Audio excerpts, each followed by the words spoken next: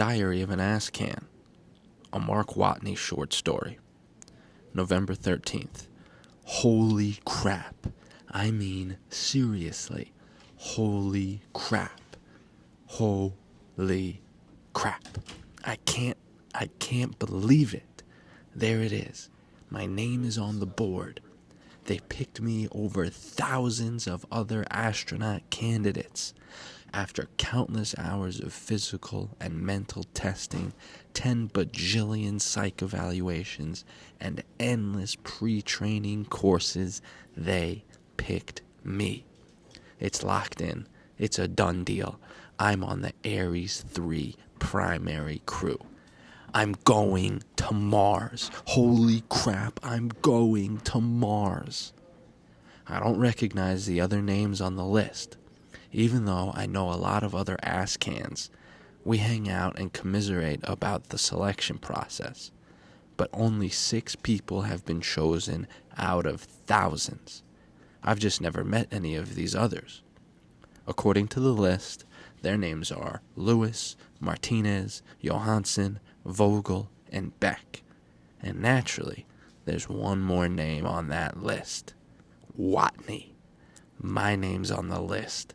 I'm going to Mars. My mission role is mechanical engineer, which means I'll fix stuff that breaks during the trip. And my science role is botanist. I'll be doing plant experiments on the surface. Mars is going to get botanied like never before. And I mean that literally. It's like 4.5 billion years old, and, so far as we know, nothing's ever grown on it. Ares 1 and 2 didn't have any plant-related experiments. Hopefully, I'll be able to really learn how plant growth works on the red planet.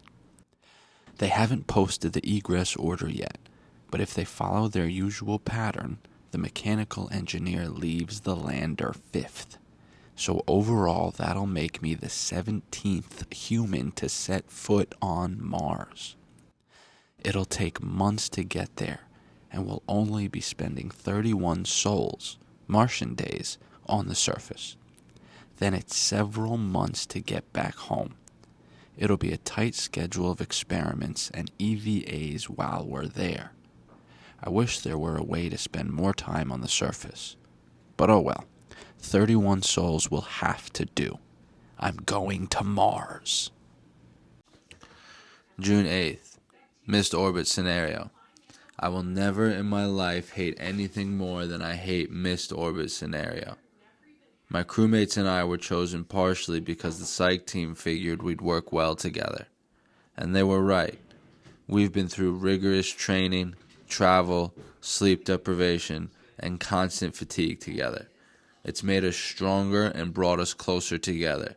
We're like war buddies. We would literally die for each other. But I swear to God, if I see any of them in the next few days, I'll strangle them. Missed orbit scenario is a situation that could come up when we return to Hermes, our main ship in orbit, from the surface of Mars. We'll get to orbit in the Mars Ascent Vehicle, MAV. There are all sorts of stuff that can go wrong with a MAV launch, and one of them is that it could end up in a much lower orbit than intended. If that happens, we'll have to sit tight in the MAV and wait for NASA to remotely control Hermes to come to us. Problem is, Hermes is powered by ion engines. They give a slow, constant acceleration rather than a powerful point thrust like chemical rockets. So that means it'll take a long time to get to us. To prepare for this possibility, we have to practice what we do in the MAV during the 3 frickin' days it would take to get Hermes to us. Doesn't seem like much, does it? It's 3 days on a ship. Hell, we're going to be in various spaceships and tiny accommodations for over a year during this mission. What's the problem with 3 days? Well, I'll tell you. The MAV is designed to get us from Mars's surface to Mars orbit, a trip that takes 23 minutes. So the crew compartment is small. It's basically like being in a minivan, just 6 seats and some control panels. Pick your 5 favorite people and then sit in a van with them for 3 days. And not like a road trip either. For this trip, you don't get to leave the van. Need to go to the bathroom? Get a bag and ask people to look away. Need sleep? Better hope there isn't a big German guy snoring next to you. Want to make light conversation? No, you don't. I can't explain why, but you don't. Pretty soon, things get on your nerves. Everything someone says or does pisses you off. We kept things professional, but we were all seething by the time it ended. Frankly, I'm surprised we didn't get into fistfights, but we kept it together. We're all separated now. Each of us is enjoying some solitude, and they gave us the weekend off. I called Karen Rhodes, mechanical engineer for Ares 1, and asked how she handled mission orbit scenario testing. She groaned and told me it was just as bad as I'd had it. So I feel better about that. However, one good thing came out of it. I have even more respect for Lewis than I did before. As commander, Lewis has a lot of responsibilities.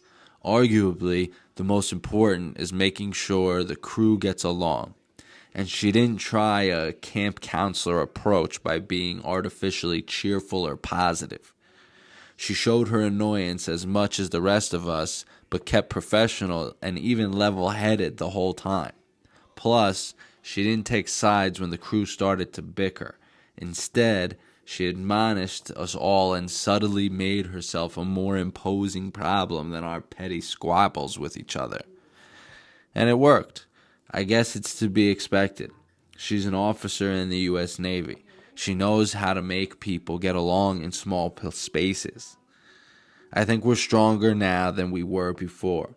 We've seen each other at our worst and been at each other's throats. And we pulled through. Overall, missed orbit scenario was a worthy cause.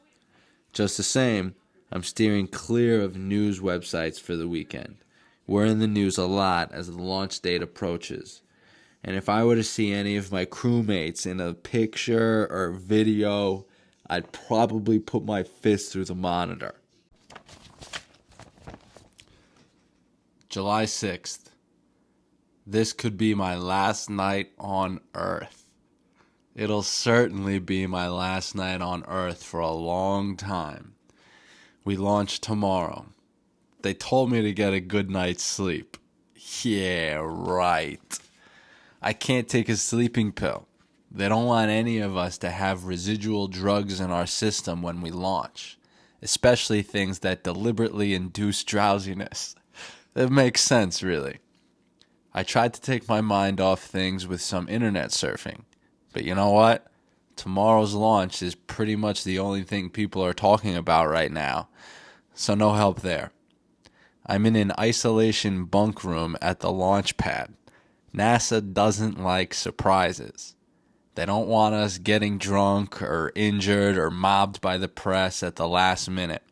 So we've been here for the past 3 days doing final mission prep. I'm single, so I guess it's not as rough for me. I feel bad for Lewis and Vogel, who both had to say goodbye to their spouses a week ago. And I especially feel bad for Martinez, who has a wife and a 1-year-old baby. It's going to be a long mission. 124 days to get to Mars, a little over 31 days on the surface, and then 241 days to get back home. 396 days total. Over a year. I'm going to miss every holiday at least once. In fact, we'll be on the surface for Thanksgiving. NASA even gave us some special rations for it, and we'll have 3 hours off from our rigorous science schedules to celebrate. Presuming we're alive, that is. I thought I'd be scared at this point, but I'm past terror and into that weird valley beyond it. I'm pretty anxious, but mostly I'm just impatient. I don't know if the mission will be successful or not, and I don't even know if I'll get back alive. But one thing's for sure. This is happening. It's not theoretical anymore. The booster is fueled. Hermes is fueled and waiting for us in orbit. The mission equipment and supplies are already on Mars, ready for use. Everything is ready, so I better be ready too.